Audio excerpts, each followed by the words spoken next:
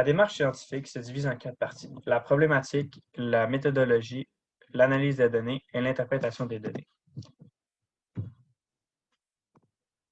Notre problème de recherche se définit par notre intention envers celui-ci et elle consiste à accroître nos connaissances sur le sujet en tant que tel, qui est les impacts qu'a l'intimidation sur le développement d'une personne. Ce sujet a déjà été connu et c'est grâce à ces connaissances antérieures que nous allons réaliser une recherche dans le but de résoudre ce problème pratique. La visée de cette recherche se base sur une recherche compréhensive, qui, elle, vise à comprendre les interprétations de chacun des individus dans la recherche, soit celle traitant de l'intimidation sur plusieurs plans chez un individu et le développement de cette même personne. De plus, une revue littéraire a été conçue pour bâtir un résumé sur les analyses de documents reliés au sujet de recherche.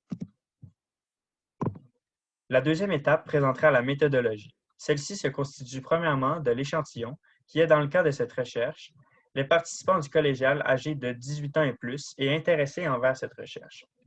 Suite à l'échantillon, l'outil ou la manière de collecte de données a été principalement par les réseaux sociaux et par message entre les groupes d'amis, ce qui nous amène ensuite aux caractéristiques de la méthode de collecte du questionnaire. Cette étape a été ensuite conclue par une explication de la dimension éthique, qui est un élément de base à respecter lors d'un projet tel que celui-ci.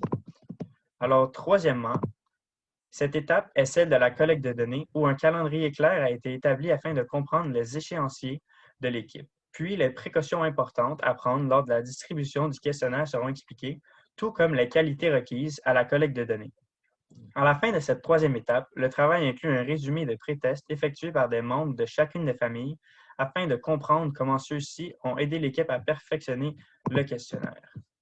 Alors l'avant-dernière étape constitue l'analyse des résultats. Tout d'abord, il est expliqué comment l'équipe a réussi à contrôler la qualité des données recueillies auprès de 100 répondants, ainsi que la façon dont ils ont été catégorisés.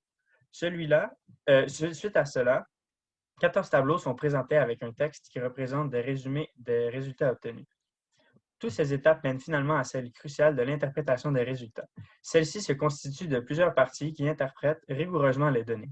Tout au long de ces interprétations, des rappels et des liens par rapport à la revue littéraire sont présents, tout comme des retours sur le questionnaire. C'est à cette étape qu'il est expliqué que parfois les hypothèses sont confirmées en partie, confirmées totalement ou aucunement confirmées. L'objectif a, lui, été réussi en partie, puis finalement, il y a eu la réponse à la question spécifique.